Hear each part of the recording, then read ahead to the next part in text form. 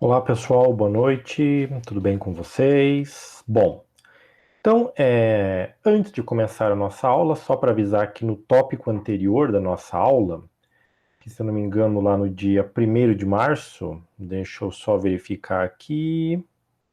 Isso, lá no dia 1º de março, se vocês entrarem no AVA, no tópico, abaixo ali da resolução dos exemplos e do vídeo da aula, vai ter uma lista indicada de exercícios. Essa lista é a lista do capítulo 3 do Callister, de Ciência e Engenharia dos Materiais.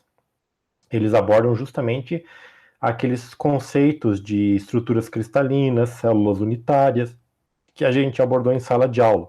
Então ali eu indico naquela lista para vocês alguns exercícios, né, para que vocês vão trabalhando aqueles conceitos, ok?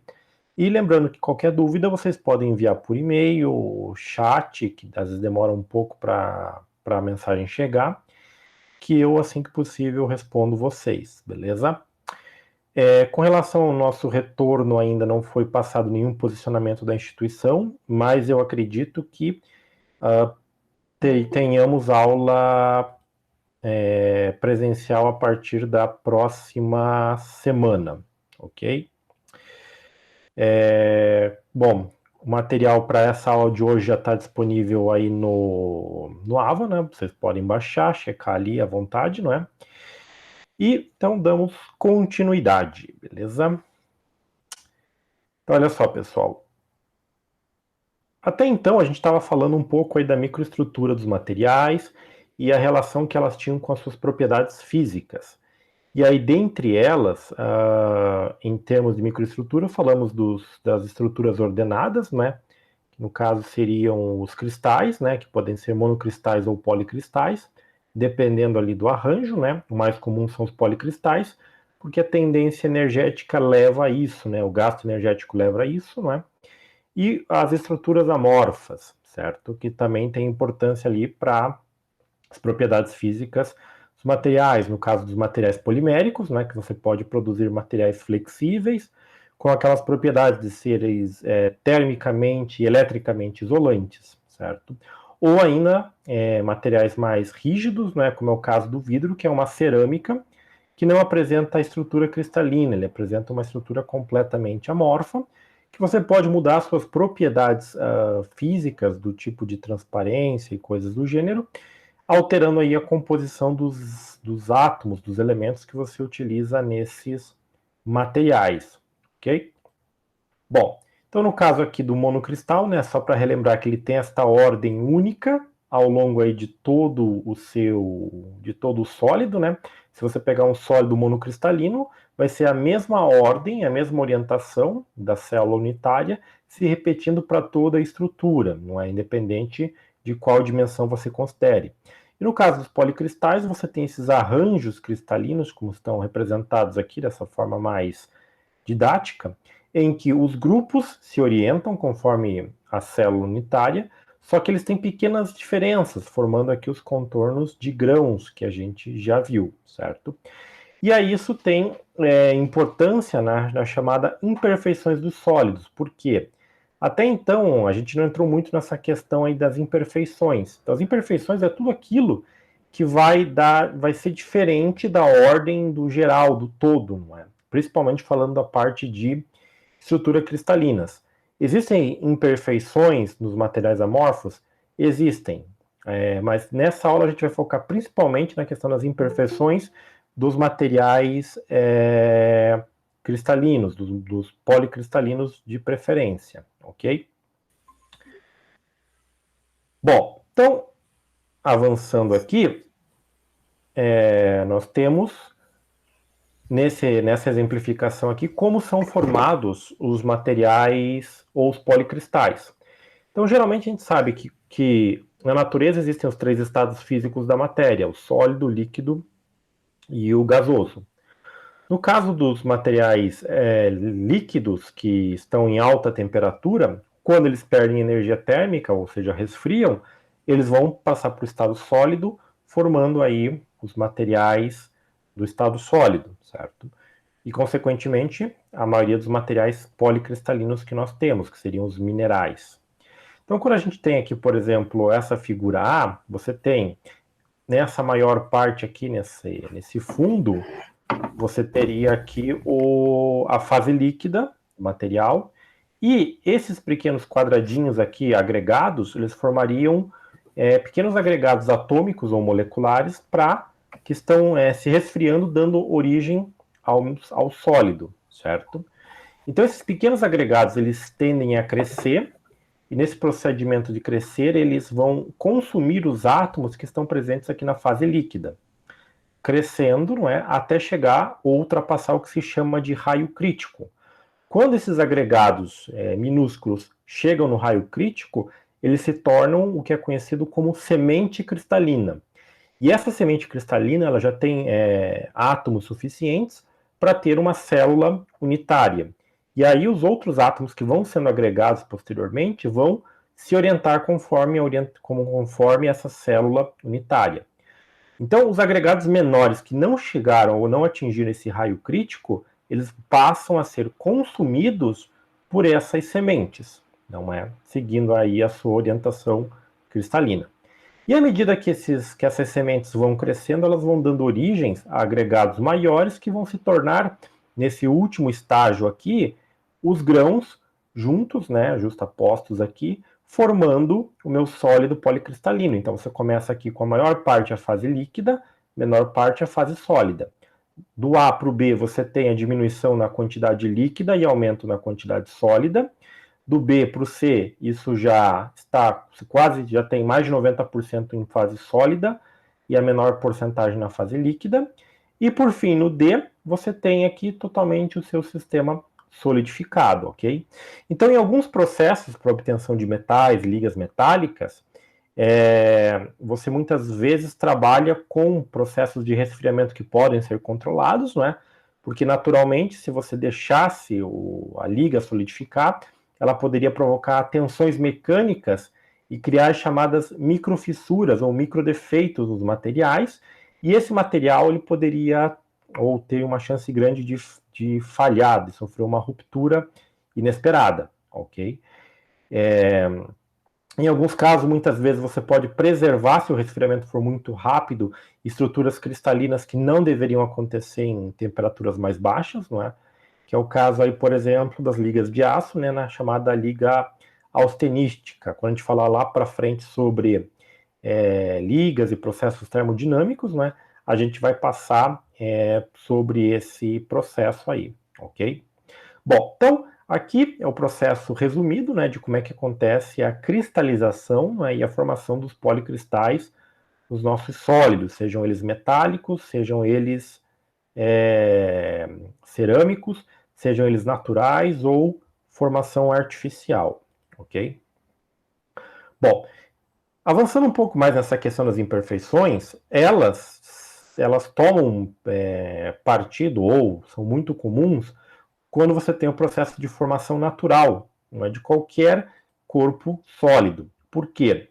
Na natureza existe um princípio chamado de princípio de minimação ou de menor gasto energético, que significa que a natureza só vai seguir um determinado caminho, uma reação, um processo, se ela puder gastar a menor quantidade de energia possível para aquele processo.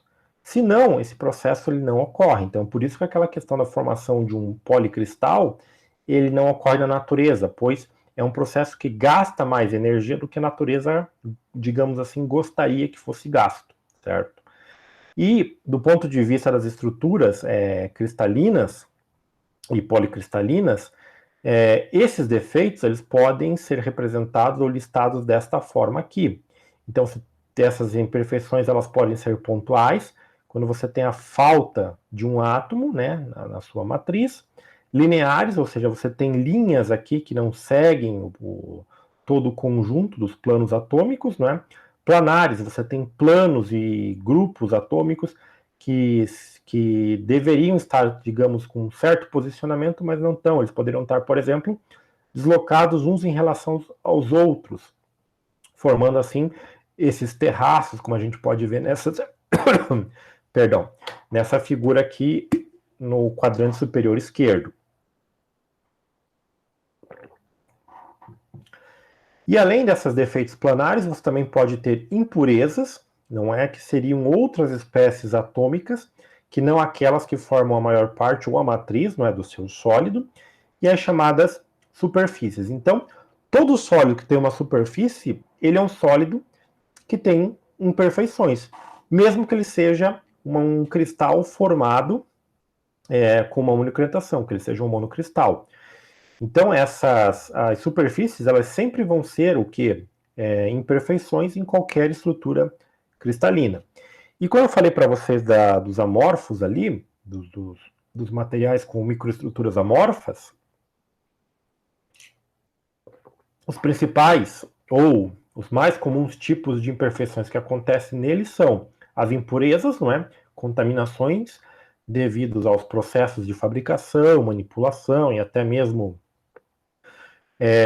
processos industriais que você envolve eles, e a questão das superfícies, né, onde você sempre vai ter um pequeno excesso de energia. Então, aproveitando essa figura aqui, imaginando que isso aqui mostrando que isso aqui é um policristal, um monocristal, isso aqui seria um cristal perfeito se ele fosse infinito, ou seja, se você nunca tivesse ou nunca conseguisse terminar e completar ele com estruturas atômicas, certo? Como você tem uma quantidade finita de átomos no universo, mesmo que você utilize todos os átomos, ele ainda assim vai ter que ter um fim, ele vai ter que ter uma superfície. Então, todos os cristais, mesmo os perfeitos, têm imperfeições ou não conformidades na sua estrutura, ok? Bom, então falando um pouco das imperfeições que a gente tem nesses sólidos cristalinos, quando a gente fala das pontuais, a gente tem as lacunas e os autointersticiais. Então, lacunas seriam vacâncias aonde eu deveria ter uma espécie atômica, né, ou um espaço onde deveria existir um átomo, mas ele está vazio, ele não está ocupado, não é por algum processo físico, químico, que transferiu energia para esse átomo não está aqui, certo? Então isso aqui tem reflexo na estrutura em volta. Por quê? Quando eu tenho uma estrutura, pegando esse lado aqui, por exemplo, de átomos, percebam que a energia distribuída para as ligações, ela se dá em todos esses átomos, ou seja, você não vai ter um pequeno excesso de energia, diferente nesse caso aqui, que esses átomos aqui em volta dessa vacância, eles têm uma pequena sobra de energia que eles vão usar para ligar-se, né, mais intensamente. Então, a vacância, o defeito pontual, assim por dizer, ele vai afetar a resistência mecânica desse local, tornando ela um local mais rígido, mecanicamente falando, certo?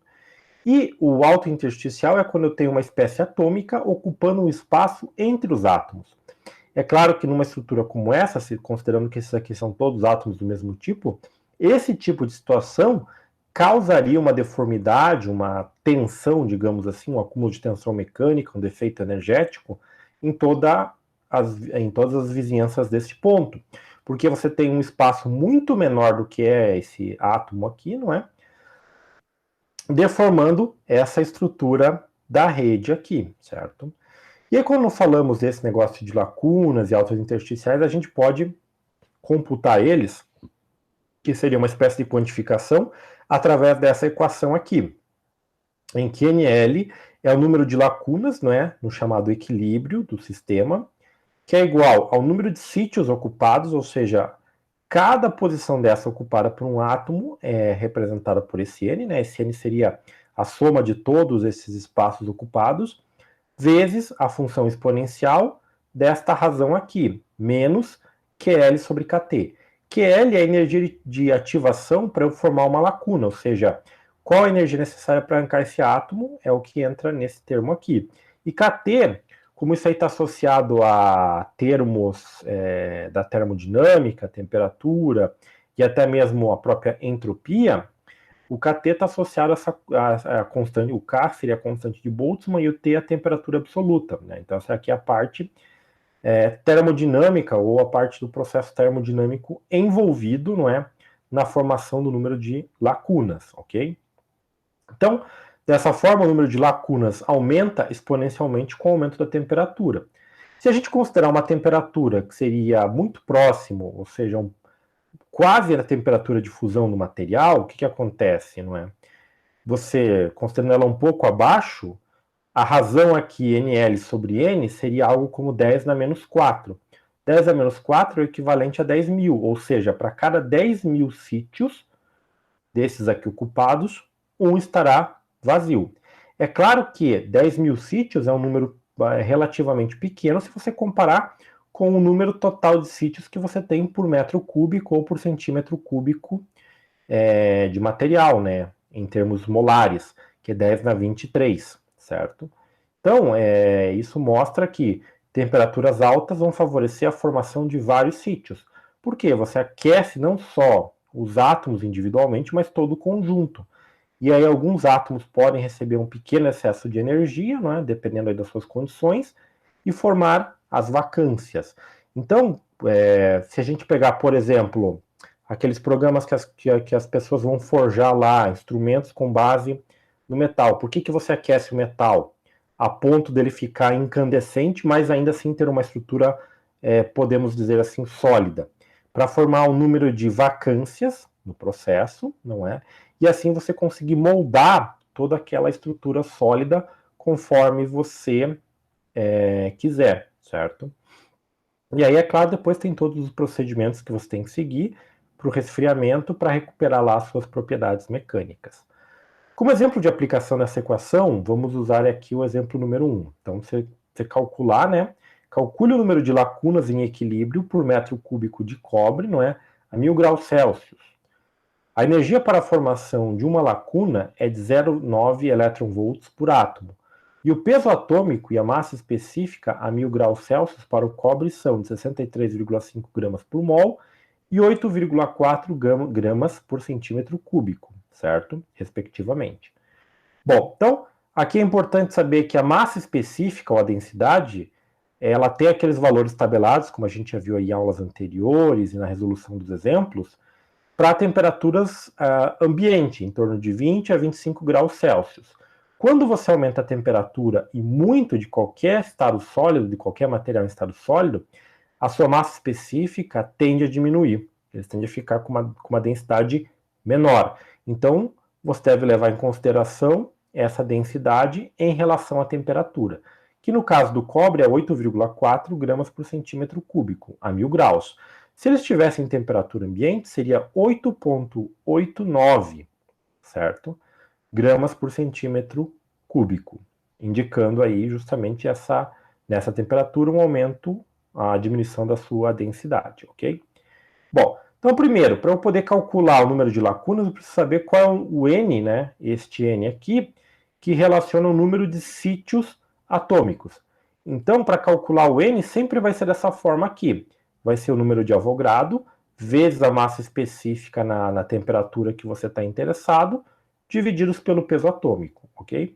O peso atômico não muda com a temperatura, ele é sempre o mesmo para o material, certo? Bom, então aqui no caso do número de sítios ocupados, vai ser o 6,023, né, vezes 10 na 23 átomos por mol, vezes 8,4 vezes 10 na sexta, dividido por 63,5. Na verdade, isso aqui seria 8,4 vezes 10 na sexta. Por quê?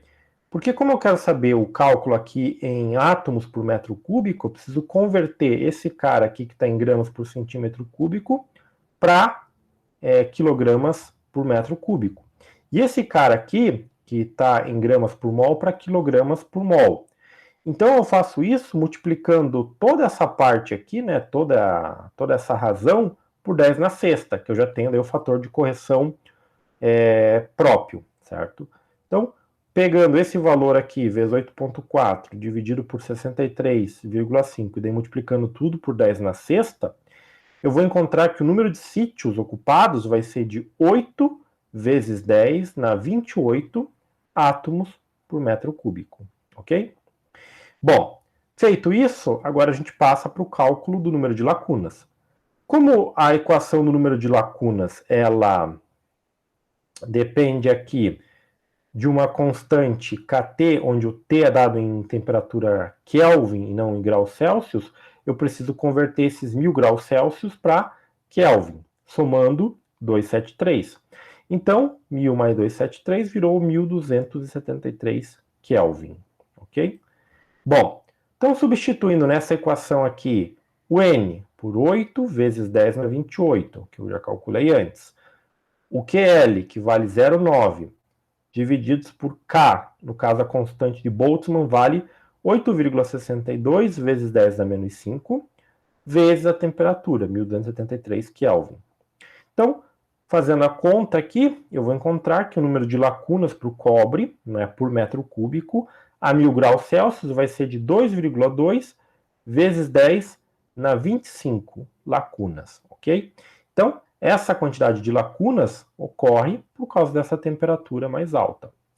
Depois, se vocês quiserem verificar qual é o número de lacunas aí para temperaturas mais próximas do ambiente, tipo 25 até 100, 200 graus Celsius, vocês podem trabalhar com essa equação. Só tomem cuidado para daí determinar esse N, porque a massa específica você tem que usar a massa específica tabelada, aquela de 8,89, porque você não está numa temperatura tão alta assim, ok? Bom, então esse exemplo aí era só justamente para mostrar para vocês como trabalhar com essa equação ali. Para calcular o número de lacunas, né, que seriam esses vazios que aparecem aqui nos processos. Então, mesmo que você produza um monocristal, a densidade de lacunas que você tem é algo como uma ou uma dezena, até mesmo uma centena, dependendo do processo, por metro quadrado do seu material. Isso no monocristal, num processo mais sofisticado de refinamento. Se você considerar um policristal, aí o número de lacunas vai disparar para 10, entre 10 na 9 e 10 na 10, certo? Por metro quadrado, ou seja, um número bem considerável de lacunas, ok? Então, do ponto de vista de formação, as lacunas são mais fáceis de se formar do que os altos intersticiais, não é? Porque isso aqui é um defeito mais difícil de ocorrer, né? Dado a sua configuração. E mesmo com espécies atômicas diferentes que tenham raios atômicos menores, ok? Bom, então falando um pouco das soluções sólidas, que fazem parte aqui das imperfeições nos sólidos, né, os defeitos, que estão associados ao quê? As impurezas que ocorrem no processo de configuração ou formação dos materiais. Então a solução sólida é quando você tem uma mistura de duas substâncias que no fundo que são naturalmente sólidas, não é? Que o seu estado predominantemente é o sólido, e que formam coisas como essa daqui. Então, se a gente lembrar lá dos ensinamentos de química, a gente sabe que uma solução é uma mistura de um solvente num soluto, ou perdão, um soluto num solvente, certo? O soluto é a menor parte dessa combinação de materiais, não é? Enquanto que o solvente é a maior parte. E as soluções elas podem ser ditas homogêneas ou heterogêneas. Então, por exemplo, se eu pegar álcool, né, aquele álcool 70, e água e misturá-los, eu vou ter uma solução homogênea, porque eu não vou ver separação de fases entre eles. Já no caso do óleo e da água, por exemplo, eu tenho uma separação de fases, em que você tem lá uma parte que é óleo, uma parte que é água. Isso seria a separação heterogênea. No caso dos sólidos, se eu estiver olhando para um sólido e ver uma coisa uniforme, o mesmo aspecto visual, por exemplo, uma liga metálica que tenha lá um aspecto uniforme, ou seja, sem diferenças, como é o caso dessa liga aqui, seria uma liga homogênea. Isso aqui claramente é uma liga heterogênea. E isso aqui é conhecido como ácido tipo damasco, ou ácido damasco, em que você mistura duas ou até às vezes 3 tipos de ácidos com características diferentes, justamente para produzir uma liga metálica com características desejadas. No caso do ácido damasco, que começou a ser desenvolvido lá muito antigamente, lá na época das Cruzadas, na cidade de Damasco, né? Era um aço, era um processo que você obtinha através da mistura de dois tipos de aço, um aço que era leve, não era tão pesado assim, mas que mecanicamente era muito resistente, certo? Ele tinha uma resistência, a mistura tinha uma resistência maior do que outros aços, né? E aí você tem essas, digamos assim, essas linhas aqui que estão representando justamente as fases diferentes desses sólidos, dos dois tipos de aços, não é? E essa possibilidade de eu misturar um sólido no outro, claro, em forma líquida, não é, inicialmente, que é chamada de solubilidade, ela vai depender de alguns fatores. Quais fatores são esses? O fator do tamanho atômico, não é? Porque eu vou ter um soluto em menor quantidade que vai ter que se dispersar numa matriz que vai ser o solvente, certo? Dependendo das diferenças entre os raios atômicos, essa matriz não vai aceitar essa espécie atômica se ela for muito comparável ou até mesmo maior. E aí você começa a ter a segregação das fases. O tipo da estrutura cristalina, né, também vai depender. A questão da eletronegatividade, certo? Então, quanto mais próximo for a eletronegatividade dos metais, melhor é a solubilidade entre eles, e a chamada valência, que é aquela distribuição eletrônica, né, dos últimos átomos, das últimas camadas do átomo, ok? Então, isso daqui afeta a questão da solubilidade. Eu estou falando um pouco detalhado dessa solubilidade agora, e quando a gente lá na frente falar sobre um pouco mais ligas metálicas, isso vai entrar bastante no processo, certo?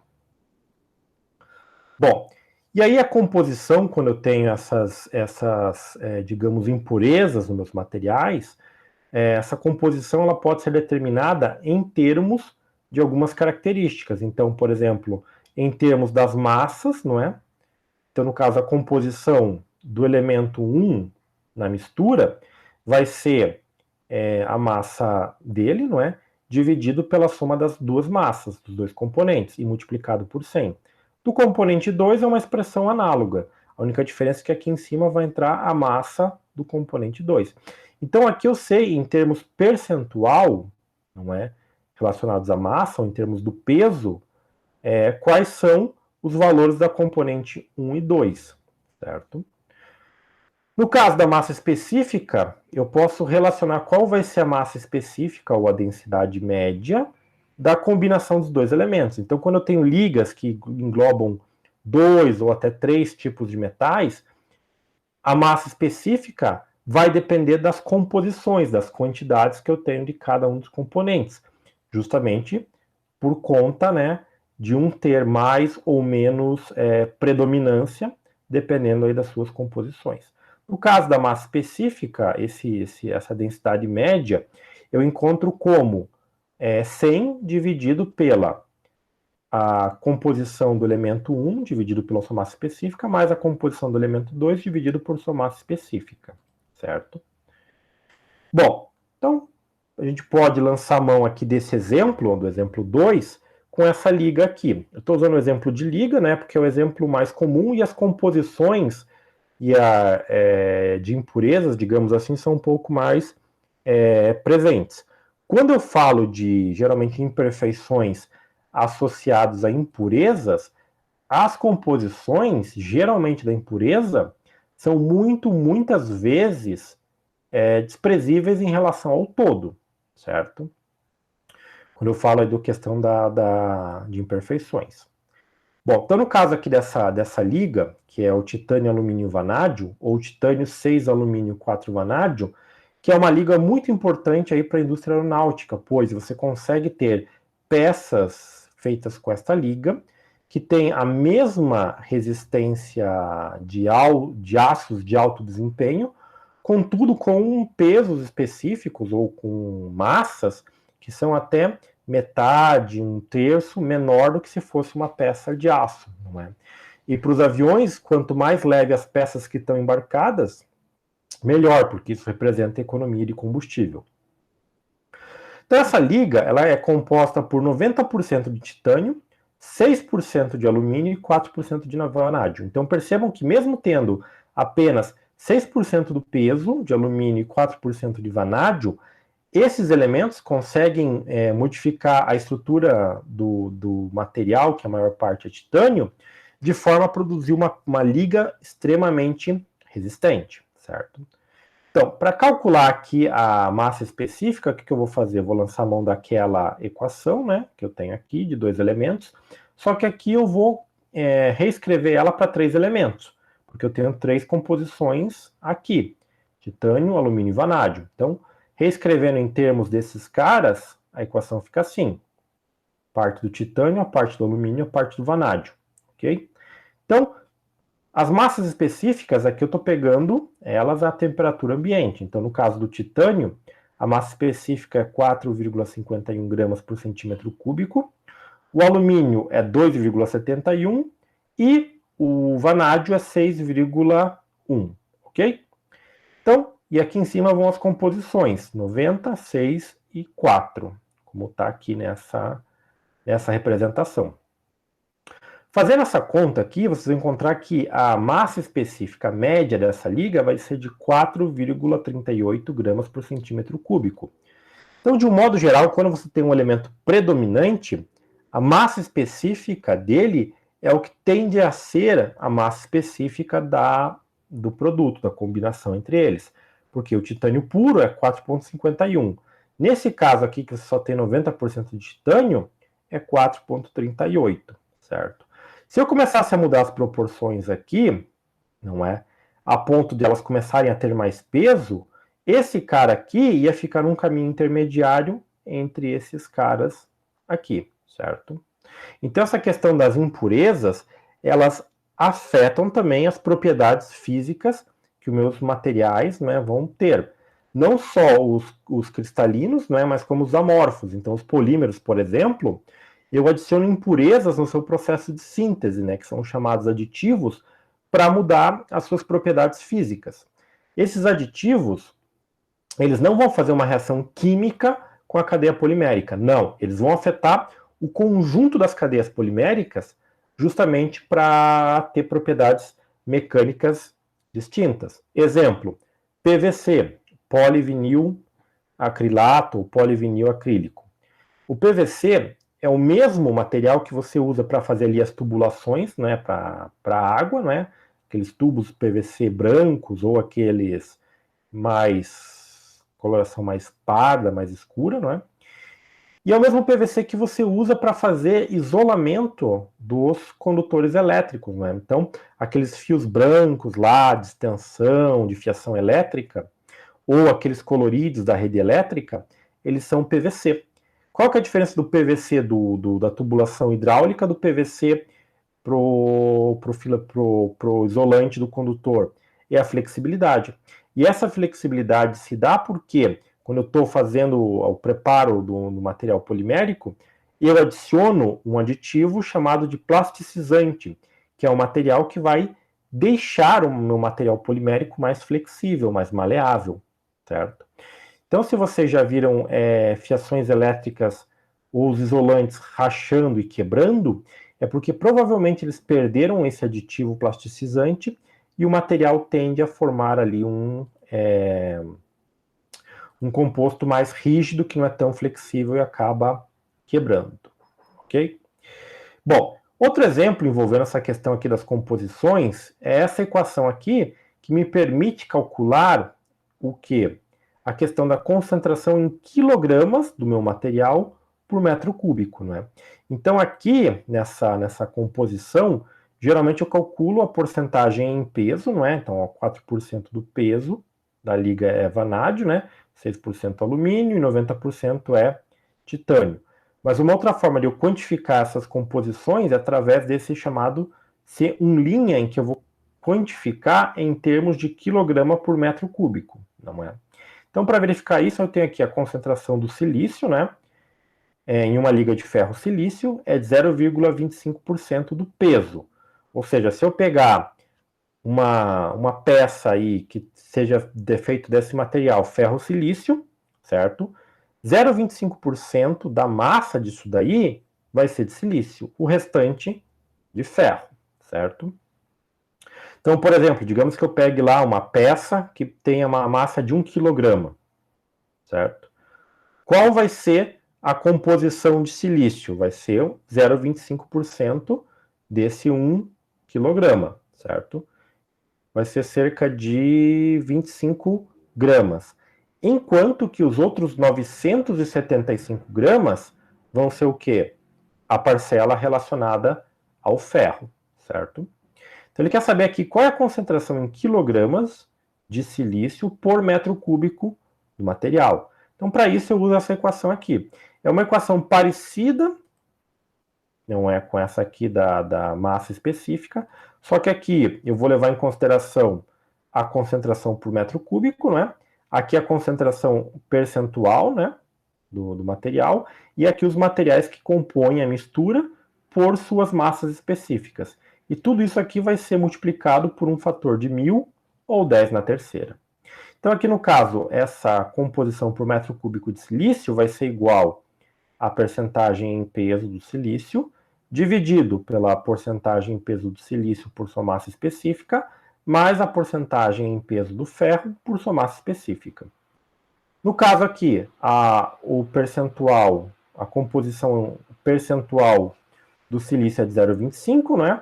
A massa específica aqui é 2,33 para o silício e 7,87 para o ferro, certo?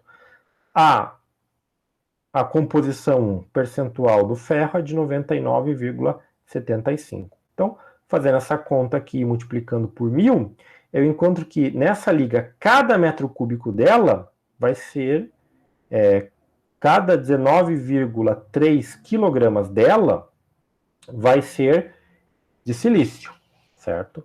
E o restante vai ser de ferro, ok? Então, essas equações aqui de composição, elas são importantes aqui agora para a gente verificar aí a questão dos contaminantes, né? E também a questão das propriedades que os contaminantes podem trazer. Então, em alguns processos industriais, você tem limites para ter certos contaminantes, as quantidades de contaminantes, sem que você afete muito aí as características físicas do material que você está produzindo, certo? E como eu já mencionei, lá mais para frente, nas próximas aulas, quando a gente começar a tratar de ligas metálicas, essas equações de composição aqui de peso em termos de metro cúbico ou em percentual do material, do sólido da liga, vão ser importantes para eu quantificar essa questão das ligas metálicas conforme a sua composição. Bom, então, continuando aqui na questão das imperfeições, outro tipo que pode acontecer são imperfeições ou lineares ou de planos atômicos que podem faltar. No caso desta figura, você tem justamente essa ilustração. Então, em vez de você ter um átomo faltando aqui, ou uma linha de átomos, ou até você tem até mesmo um plano inteiro atômico faltando. O que vai acontecer? Os planos aqui adjacentes vão se aproximar e toda essa região aqui vai sofrer com a ausência desse plano, da continuidade desse plano atômico representado aqui pela letra A. Então, aqui, por exemplo, essa região ela pode ser mais resistente mecanicamente, certo?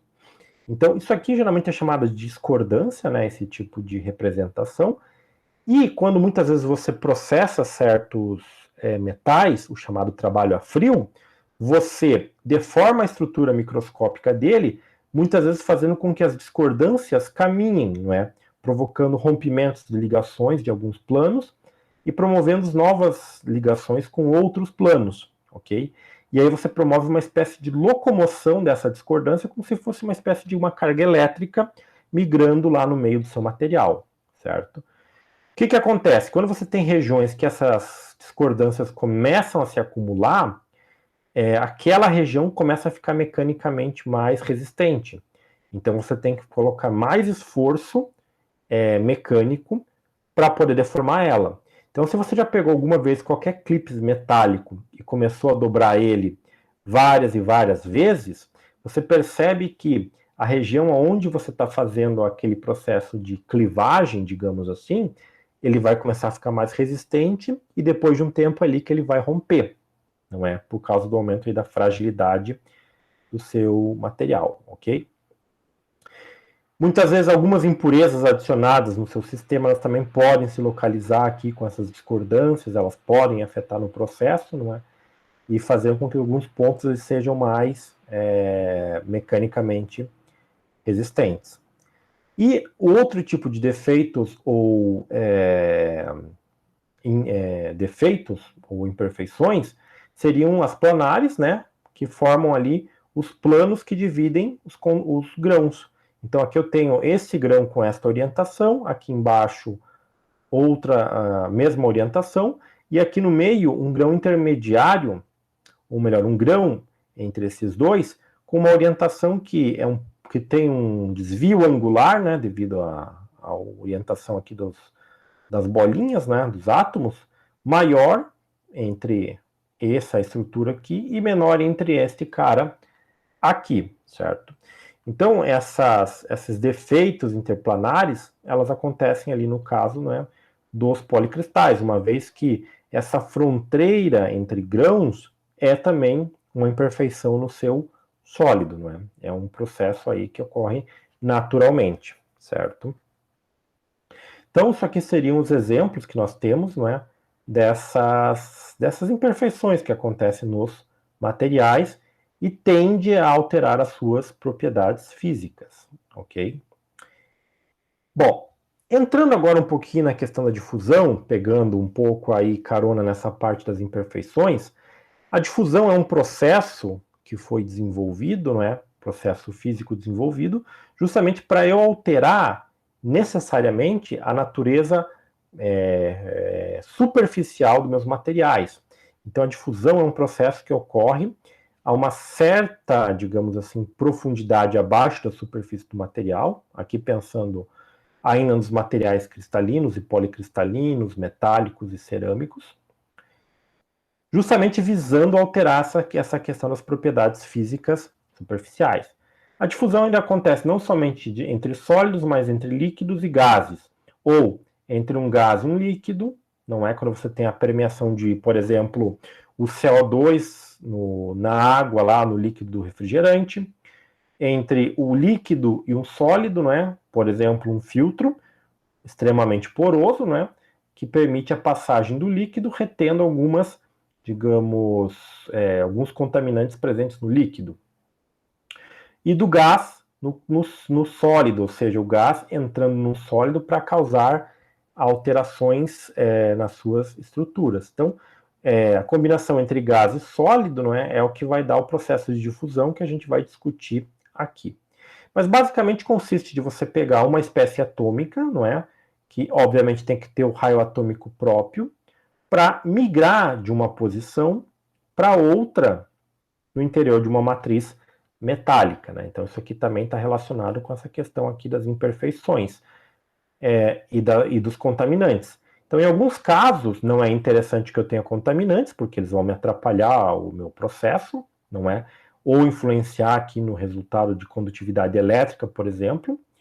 Ou ainda, em alguns casos, eu quero ter os contaminantes, né, por processo de difusão, que eu posso alterar a condutividade elétrica do meu material, como a gente já vai ver aqui mais adiante, certo? Então, um exemplo bem simples que eu posso dar para a formação aqui da difusão é de um processo conhecido como solda superficial, em que eu pego geralmente dois metais, né, podendo ser aqui nesse exemplo cobre e níquel, com as duas superfícies muito bem limpas, polidas e planas. Eu vou colocar esses caras sobre um aumento de temperatura, justamente para que isso daqui aconteça. Que inicialmente eu vou começar com uma região que é 100% cobre e uma região que é 100% níquel, sem nenhuma região intermediária. E quando eu aumento a temperatura, o que vai acontecer? Eu vou promover a difusão de átomos de níquel para a matriz de cobre, assim como eu vou promover a difusão de átomos de cobre para a matriz de níquel, certo? E aí eu passo a ter, depois de um certo tempo, 3 regiões. Uma região aqui onde eu só tenho átomos de cobre, uma região onde eu só tenho átomos de níquel, e uma região que eu vou ter o quê? Uma mistura entre átomos de cobre e níquel. Então aqui embaixo eu tenho esse gráfico que relaciona a concentração, não é? Então aqui eu tenho a concentração de cobre desse lado esquerdo e aqui a concentração de níquel nesse lado direito. No caso do cobre é 100% até chegar na interface, depois ela vai a zero. No caso do níquel também, 100% até chegar à interface e vai a zero. E depois que eu apliquei temperatura e deixei algum tempo isso acontecer, eu vou ter essa modificação no gráfico, não é? Então percebam que não é mais essa queda abrupta na interface, você tem aqui uma espécie de uma queda mais suavizada, não é a mesma coisa aqui. E aqui no meio, uma região intermediária com a combinação das duas espécies atômicas metálicas, ok? Então, na indústria, geralmente o processo de difusão é utilizado para você dar mais resistência mecânica. Então, em peças, parafusos, chapas, ferramentas, enfim, você usa esse processo de difusão, que consiste na permeação de espécies atômicas como hidrogênio, carbono, nitrogênio, até mesmo oxigênio, no interior de materiais à base de ligas de aço, não é, ou ligas não ferrosas, para que superficialmente, não é, esses caras aqui apresentem maior resistência mecânica, porque talvez eles sejam submetidos a processos de fricção, atrito, impactos, enfim. Ou até mesmo em alguns casos você faz o processo de difusão para que superficialmente esses caras aqui fiquem quimicamente mais resistentes a ataques a bases e ácidos em alguns processos de tratamentos ou pinturas da indústria automotiva, por exemplo, certo? Então aqui eu tenho um exemplo, né, de uma peça, de um eixo de motor, por exemplo, sendo submetido a um processo de difusão, justamente para que superficialmente ele apresente uma maior resistência mecânica, certo? E do ponto de vista aí de ferramentaria, se você já se deparou com conjuntos de ferramentas, às vezes semelhantes em quantidade de peças e tipos de ferramenta, e o que diferia era muito a questão do preço, então provavelmente o kit que era mais barato, ele era feito com metal base não tão resistente, mas que sofria um tratamento superficial justamente para ficar mais resistente.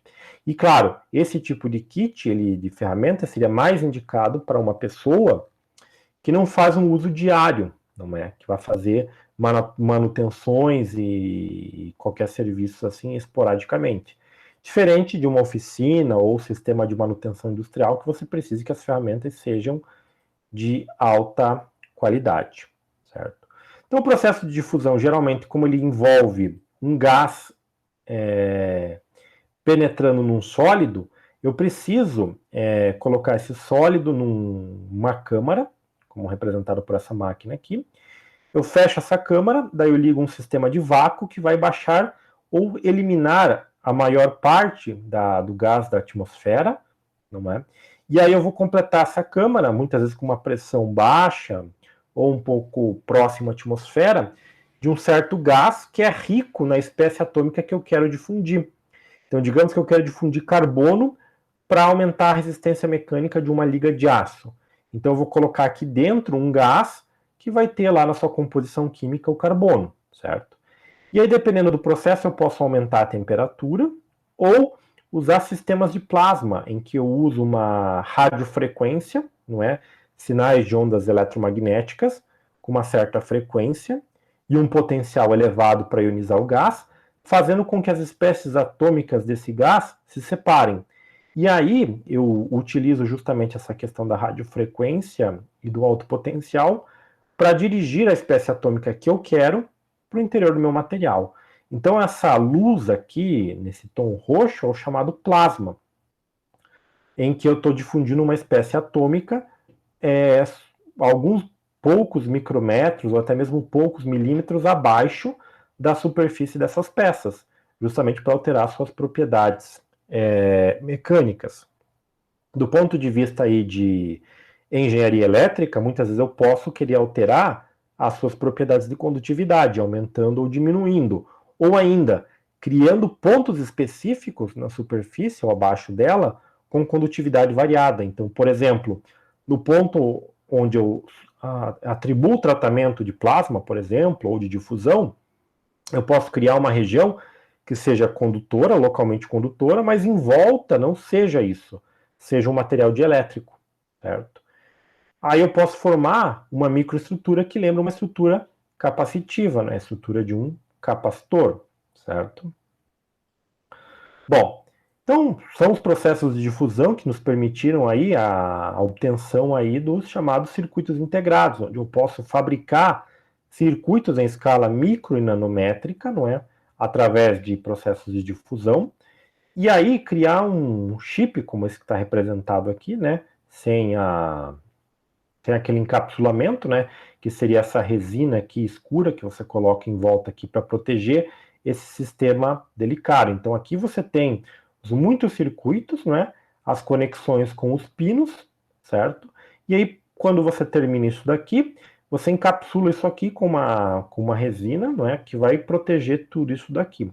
Então aqui geralmente você usa materiais como platina, ouro e prata, que são materiais mais nobres, que são protegidos aqui por uma resina, justamente para que você tenha excelentes processos de condutividade e contatos elétricos, ok? Ou ainda pode permitir a criação de circuitos aqui em escala micronanométrica, não é? Através da difusão de certos materiais sobre uma matriz, não é? Então aqui comparando com aquela questão das imperfeições, não é? E dos contaminantes que eu tenho lá atrás. Então ali na parte da indústria metal-mecânica, muitas vezes essas impurezas, elas não são tão bem-vindas para as ligas metálicas ou para os metais que eu trabalho.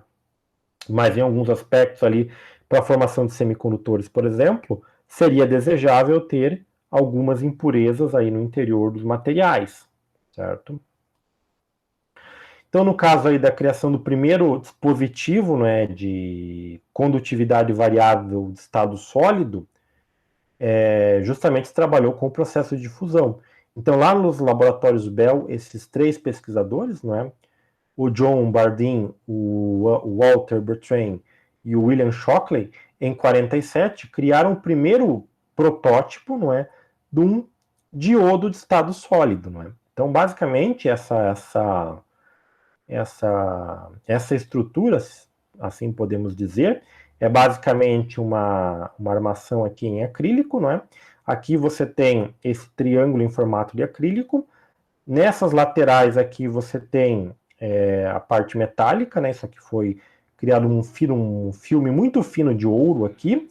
Aqui você tinha um material à base de germânio, que recebeu também um processo de difusão para aumentar a quantidade de portadores elétricos no seu interior, certo? E aqui um metal que foi colocado como contato. E aí fazendo a ligação entre esses dois lados aqui, né, que seria o emissor, o coletor e o contato de base, né? No caso aqui o primeiro transistor e não diodo, né? Você aplicando aqui rotações nesse parafuso, você aumenta a tensão mecânica na mola, você aumenta ou diminui o estrangulamento ou o canal entre esses caras aqui, modulando assim o fluxo elétrico, não é, entre os seus terminais. Daí isso foi, digamos assim, o primeiro protótipo, né, o primeiro demonstração que você podia ter um transistor, não é um transistor, que seria um dispositivo aí de modulação de corrente em estado sólido. Que antes disso você tinha o quê? As válvulas, não é? E isso que dificultava a miniaturização dos circuitos elétricos, porque uma válvula era um dispositivo grande, frágil e que consumia muito em termos de recursos energéticos, certo? Bom, mas como a difusão consiste em você trocar ou fazer um fluxo de um material para o interior do outro, eu posso quantificar isso através desta relação matemática aqui, em que o J, que é o meu fluxo de material que difunde de um material para o outro, ele é igual à massa que eu quero penetrar, não é, na minha, digamos assim, na minha matriz, dividido pela área que ela vai ter que passar vezes o tempo, certo? Então vai ser quilograma por metro quadrado segundo, certo? É assim que eu meço, digamos assim, o fluxo de matéria quando eu estou fazendo o processo de difusão. Ou ainda, eu posso usar essa outra equação aqui que depende lá do coeficiente de difusividade, da variação da concentração pela variação da posição. O coeficiente de difusividade é uma espécie de medida de dificuldade que eu tenho que um material interpenetre no outro, certo? A variação da concentração, para que eu permita que os átomos, digamos aqui, sim, do carbono, entrem no interior dessa peça de aço, eu preciso ter uma variação de concentração entre o carbono que está aqui fora da superfície e o carbono que está abaixo da superfície. Eu preciso ter uma diferença. Se eu não tiver essa diferença, ou melhor, se essas concentrações forem parecidas, o processo vai ser dificultado. Mesmo que eu tenha um aumento de temperatura, os átomos de carbono aqui fora não vão querer migrar para o interior do material. Então eu preciso ter essa variação na concentração em relação à profundidade que eu quero atingir, certo? Então, se... Deixa eu voltar aqui. Aqui. Então, digamos que esse aqui é um átomo de carbono no interior aqui de uma matriz de uma liga de aço, certo? Tudo bem. Para eu fazer o carbono, mais átomos de carbono entrarem aqui para baixo da superfície, eu preciso ter uma quantidade grande de átomos de carbono aqui fora e uma quantidade pequena aqui dentro.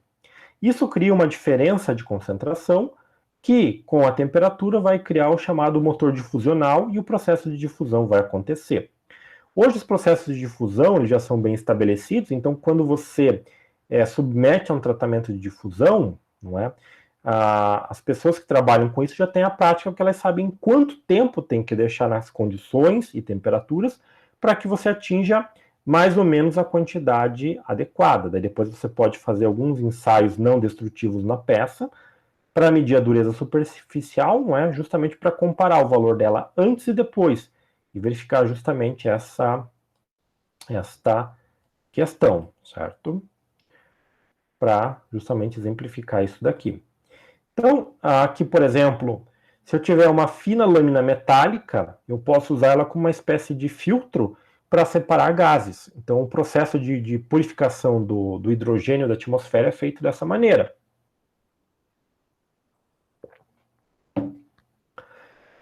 Desse lado aqui, eu posso deixar aberto para a atmosfera, e aqui eu posso ligar num coletor ligado numa bomba a vácuo, que vai diminuir a pressão. Desse lado aqui, eu vou ter uma concentração muito baixa de átomos ou moléculas de hidrogênio, enquanto que desse lado aqui vai ser alto. Como eu posso usar uma lâmina metálica, nesses processos eu geralmente uso uma lâmina de paládio, que tem uma estrutura cristalina que permite que apenas as moléculas de hidrogênio passem desse lado de maior concentração para menor concentração. Enquanto eu estiver retirando as moléculas de hidrogênio aqui lá para o meu cilindro, esse lado sempre vai ter a menor concentração. E aí eu sempre vou ter o quê? Essa diferença de concentração que é representado neste gráfico. Então aqui eu tenho a posição A, que estaria desse lado, a posição B desse outro lado, e as concentrações. Percebam que a concentração do lado A é maior que a concentração do lado B. E enquanto tiver essa, digamos, reta decrescente, o processo vai acontecendo. Se eu acumular uma quantidade razoável de moléculas de hidrogênio aqui, essa reta tende a virar um comportamento, né? Essa reta inclinada tende a virar uma linha reta, constante. E aí o meu processo para, mesmo que eu ainda tenha aumento de temperatura. Usando esse exemplo 4, a gente pode justamente verificar essa questão aí do cálculo do fluxo difusional, não é? Ou da corrente de difusão. Então, olha só. Uma placa de ferro exposta aqui, não é? A uma atmosfera carbonetante, ou seja, ela é rica em carbono em um dos seus lados, e é uma atmosfera descarbonetante, né? Deficiente de carbono no outro. Se uma condição de regime estacionário é atingida, ou seja, eu vou permitir um fluxo de átomos de carbono de um lado mais concentrado para o menos concentrado, eu quero saber, dado que as concentrações são essas daqui, né? Qual vai ser o fluxo de difusão entre essas duas posições consideradas, 5 e 10 milímetros abaixo da superfície. Então, aqui eu tenho a equação, né? eu tenho que primeiro pegar o D. Quem é o D? O D é o coeficiente de difusão. Esse coeficiente de difusão, ele depende da temperatura e das espécies metálicas envolvidas.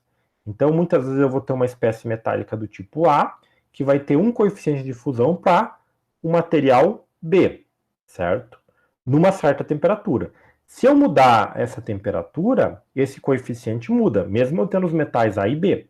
Se eu mudar o metal hospedeiro não sendo mais o B, mas sendo o metal C, ele também vai ter parâmetros ou valores diferentes, não é, em relação à sua estrutura cristalina.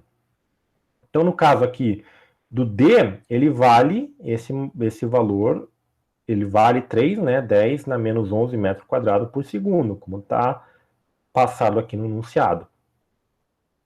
Então, olha só, esse cara aqui, vezes as diferenças de concentrações. Então, na atmosfera carbonetante, que é rica, né, em carbono, 1,2 kg por metro cúbico.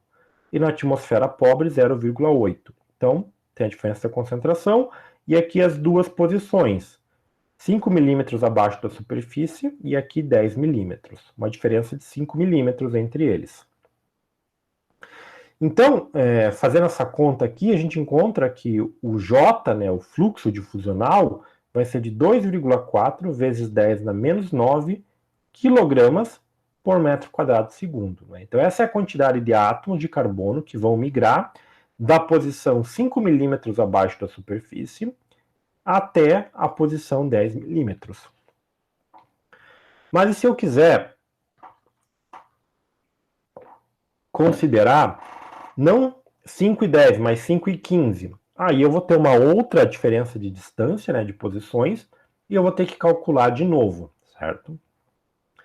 Lembrando que esse fluxo, geralmente, que a gente está considerando aqui, a gente está considerando somente o fluxo de maneira constante, ou seja, ele não vai ser alterado, não é nos casos que nós vamos ver aqui, com a mudança da posição que eu vou considerar, certo? De A para B, esse fluxo ele se mantém constante, esse valor aqui.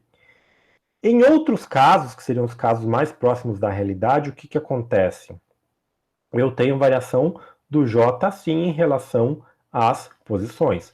Mas, para efeitos do nosso estudo aqui, o que vai valer é o caso com o J sendo constante. Também o caso mais próximo possível aí da realidade. Mais ideal, no caso.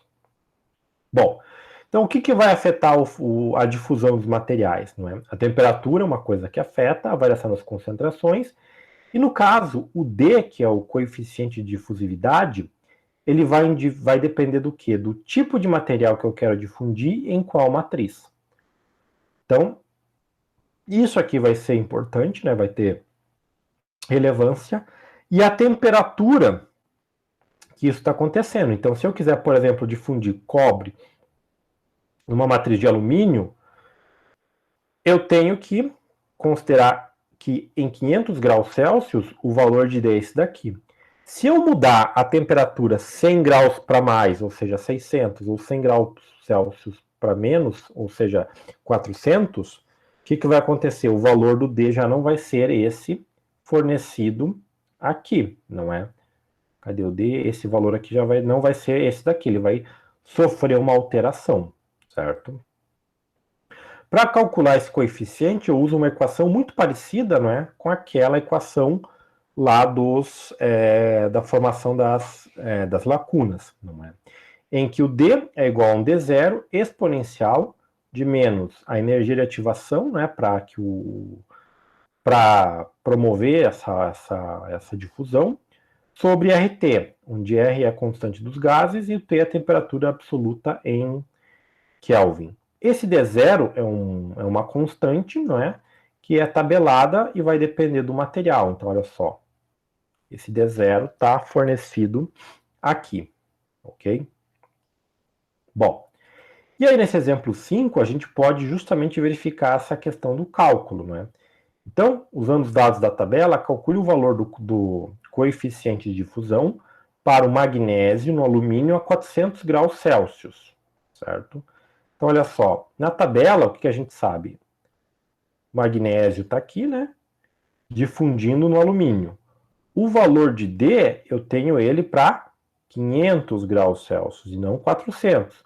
Então, qual vai ser o valor desse D se eu quiser considerar 100 graus Celsius a menos? Então, para 500 graus, é 1,9 vezes 10 a menos 13, certo? Então, olha só.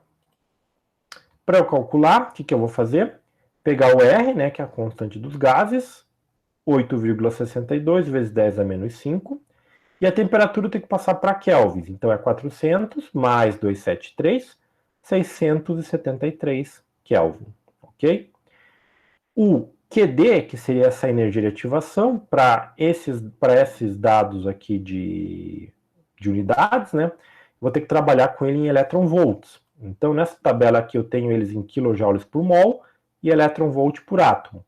No caso, magnésio em alumínio, ele vale 1,35 elétron-volts. Elétron-volts é uma unidade de energia que eu uso para calcular a questão aí de interações entre cargas elétricas a nível atômico e subatômico, ok? Bom, então pegando o valor de D, não é, que vale aqui para essa espécie aqui, né, magnésio no alumínio, né, que é 1,2 vezes 10 a menos 4, eu posso usar ele também para cá. Pegando os outros parâmetros, né, o R, o T e o QD, eu vou encontrar que o coeficiente de fusão a 400 graus Celsius do magnésio no alumínio, né, no matriz de alumínio, ele passa a ser 9,39 vezes 10 na menos 15 metro quadrado por segundo, certo? Bom, isso a 400. A 500 quanto que era? 1,9. Só que era 10 na menos 13. Aqui ele ficou por um valor menor ainda, 10 na menos 15. Ou seja, o coeficiente de difusão ele foi alterado para menos, ele baixou o seu poder de penetração, digamos assim, porque eu baixei a temperatura de 500 para 400 graus Celsius, não é? Então isso mostra como o coeficiente de difusão ele é estritamente dependente dessa questão da temperatura, e que para processos de difusão possam acontecer, você precisa realmente da temperatura.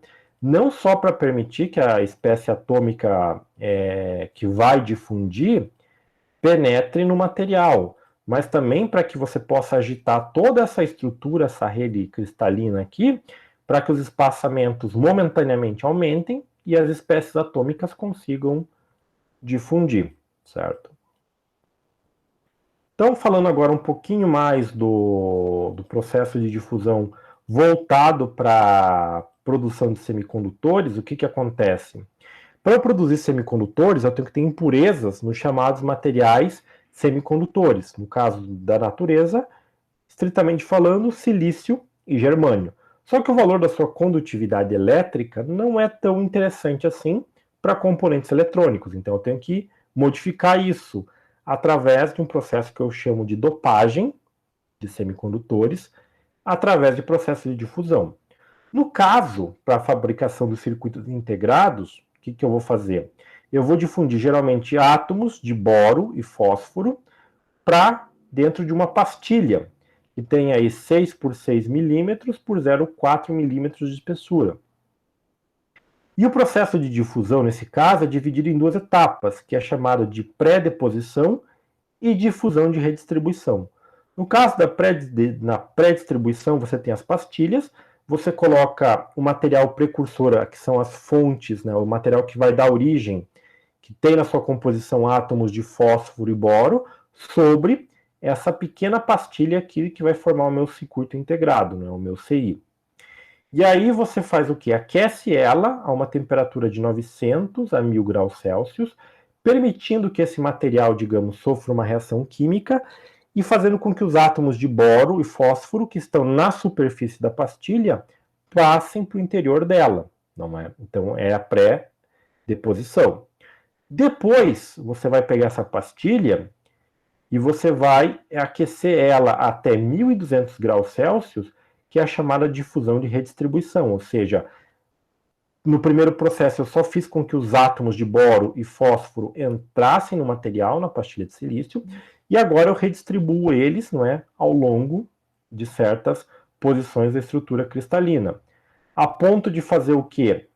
De ter esse tipo de impureza chamada de substitucional. Eu não falei lá atrás, mas quando eu tenho uma matriz de um elemento e quero colocar impurezas que vão substituir os átomos da matriz, é o tipo de impureza chamada de substitucional.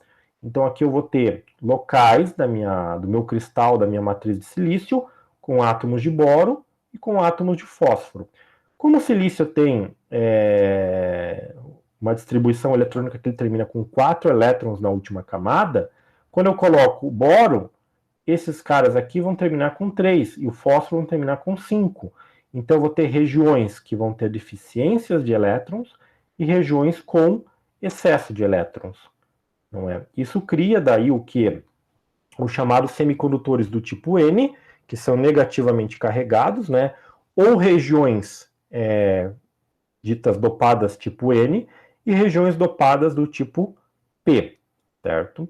E aí isso altera a questão da condutividade elétrica destes materiais. Então, que nem eu falei para vocês lá do processo de fabricação de um monocristal, aqui embaixo eu tenho esta representação. Então aqui eu tenho o silício, não é? Extraído da areia, né? Formando aqui esses blocos metálicos e purificado. E aí eu coloco isso aqui num forno, um forno especial em que eu consigo manter tudo isso aqui na mesma temperatura de modo uniforme. Aí eu vou descer uma haste, que na ponta dela tem um cristal com uma orientação cristalina bem determinada, que vai encostar nessa massa líquida, e à medida que ele puxar essa massa líquida para cima, ela vem resfriando de maneira muito lenta e uniformemente, para formar isso daqui, que seriam esses tarugos de material monocristalino. Então, no interior aqui, se você vê um monte de linhas aqui, é o que? É a orientação cristalina única em todo o material. E aí na indústria de produção de semicondutores, o que é feito?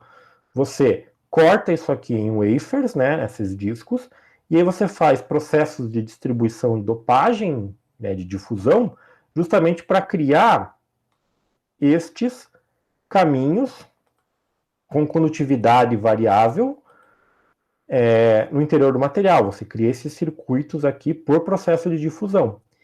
E aí você consegue criar circuitos em escala micrométrica ou nanométrica, que é o que a gente produz hoje, certo?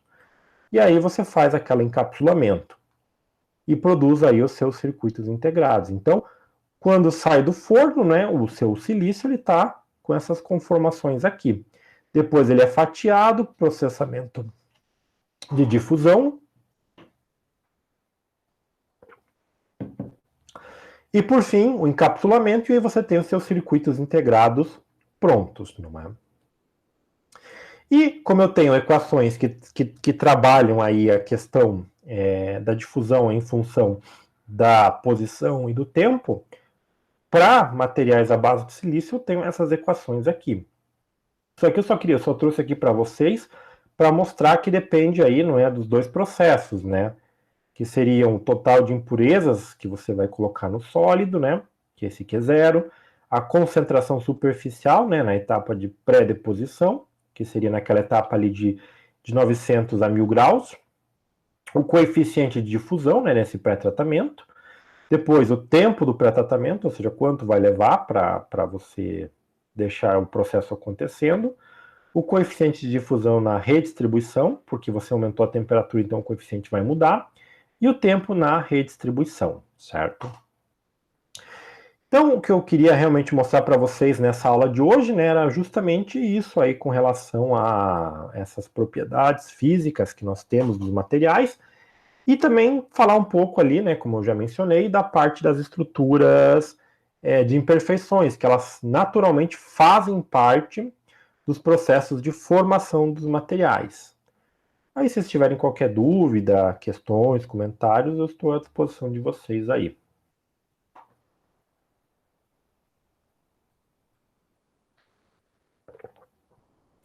Professor, acho que ficou bem explicado até. Eu achei interessante a parte ali que o senhor entrou na parte de eletrônica, né, aplicada, Uhum. que eu fiz curso de eletrônica E nisso não é bem superficial, né? Até a explicação da parte dos semicondutores e as camadas de Uhum, silício. Não é tão aprofundado nessa questão, né? Claro que é explicado que tem todo o processo de dopagem, até da construção dos diodos e dos transistores, dos tríacs, todos os componentes, né? Os semicondutores. Então, mas é muito superficial. É interessante ver o processo de difusão para eu poder criar, como que eu crio, né? O componente, porque quando a gente pega é um componentezinho pequeno, a gente não enxerga, a gente só sabe como é uhum, que funciona, como que monta no circuito, mas o como que faz isso não é explicado. uhum. Eu achei bem legal. Até já, a gente vai ter algum exercício bem aplicado nessa parte, professor? Então, eu estou procurando justamente, porque assim, o livro que é proposto, ele não aprofunda muito nessa questão da parte de semicondutores. Então, eu estou procurando na literatura mais especializada dos semicondutores essa questão aí envolvendo justamente a difusão, que é um processo aí industrial, né, mas mais voltado para vocês aí da parte de engenharia elétrica, não é? Justamente para poder calcular essa questão da densidade aí de portadores positivos e negativos, não é? Com relação à estrutura microscópica que você tem ali de silício, não é? Mas realmente você vê aí que você pegar um componente, né, pegar um diodo, por exemplo, aquela coisinha pequenininha que geralmente é aquele encapsulamento de resina, o componente mesmo, o semicondutor, é um cara com dimensões disso daqui para menos, né? Que fica lá encapsulado, né? Fica lá protegido. Até mesmo um processador, né? Se você pegar um processador, o que você vai ver? Você geralmente vê um chipzinho com essa parte aqui da resina, né? Você não vê isso aqui exposto. Isso aqui é o chip, isso aqui são os semicondutores, né? Que você faz justamente o processo de encapsulamento para proteger, certo? E realmente nos cursos mais técnicos não é aprofundado tanto, não é? E por isso que eu quis trazer para vocês essa questão da difusão, né, voltado, né, para explicar como que se é possível você ter a miniaturização dos circuitos, né? Então a difusão tem um papel fundamental nisso daí. Não, realmente é bem legal, professor, porque é algo que a gente não imagina realmente. O conceito da difusão aplicado na eletrônica, né? Isso é uma coisa que a gente realmente não tem ideia, né? Uhum, Que é aplicado. Então é bem interessante ver isso, né? sim. Até aproveitando também, questão difusão, ela ocorre só entre dois metais sólidos, por exemplo. Eu não falo, por exemplo, da procedimento de solda, por exemplo, com o estanho, por exemplo, no cobre, por exemplo, dos semicondutores, não seria o caso de uma difusão, né, professor? Seria um outro processo, né? No caso da difusão ali, por exemplo, do estanho com o condutor, você pode ter a migração de alguns átomos de estanho para a matriz do cobre, ou da matriz do cobre para o estanho. Mas isso não vai ser, isso tem que verificar daí aqueles parâmetros que eu falei lá no começo, né? Então, olha só, quando a gente fala, deixa eu ver, cadê? Das contaminações, seria o tipo de contaminação, né? É esses parâmetros aqui, né? Então vai depender do tamanho do átomo de cobre em relação ao estanho, quais são as estruturas cristalinas envolvidas, qual é a eletronegatividade entre eles, certo? Então, para você ter esse processo de difusão favorecido, esses parâmetros aqui têm que ser observados. Caso contrário, você tem lá uma pequena contaminação. Isso pode ter, sem problema nenhum, mas não tem efetivamente um processo de difusão. Entendi. Não, é que eu pensei nisso na hora, mas não ficou muito assim, mas é uma difusão, porque não é o mesmo caso, é diferente, né? Mas só para realmente tirar essa dúvida. Uhum. Realmente eu acho É, que não encaixa. uhum. É que você tem que ver que qualquer difusão é você colocar um elemento, não importando a quantidade, no interior do outro. Se for muito pequeno, tipo poucos átomos em relação a 10 na 23 átomos, é uma contaminação, mas não deixa de ser uma difusão.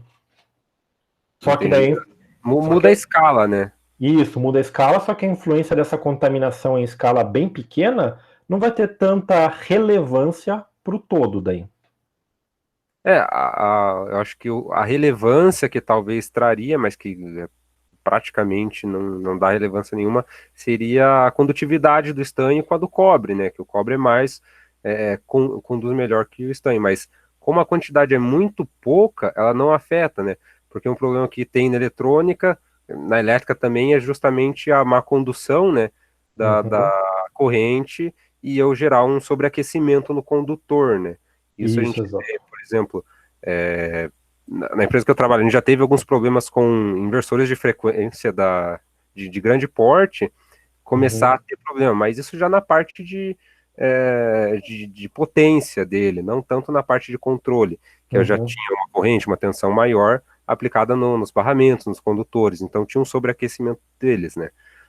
Então acho que já não entraria tanto nessa questão, porque eu já tenho grandezas já em menor escala, né? Sim, sim, sim.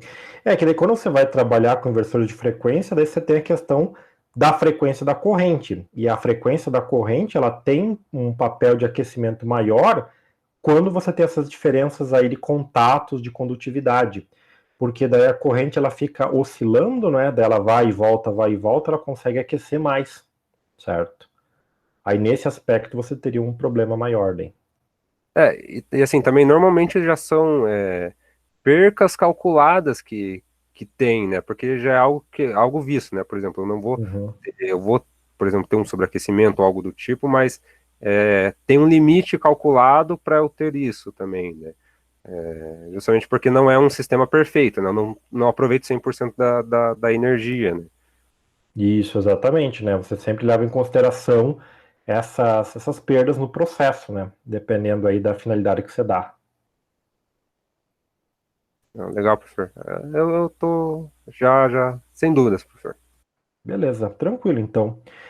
Só no começo da aula eu falei lá que tem no tópico do AVA da aula passada, do dia primeiro, eu coloquei uma lista de exercícios relacionadas aos conteúdos vistos lá, de estruturas cristalinas e tudo mais. Depois dá uma olhadinha lá para começar a praticar um pouco os exercícios, aqueles cálculos, que daí isso esclarece bem mais aí os conceitos daí.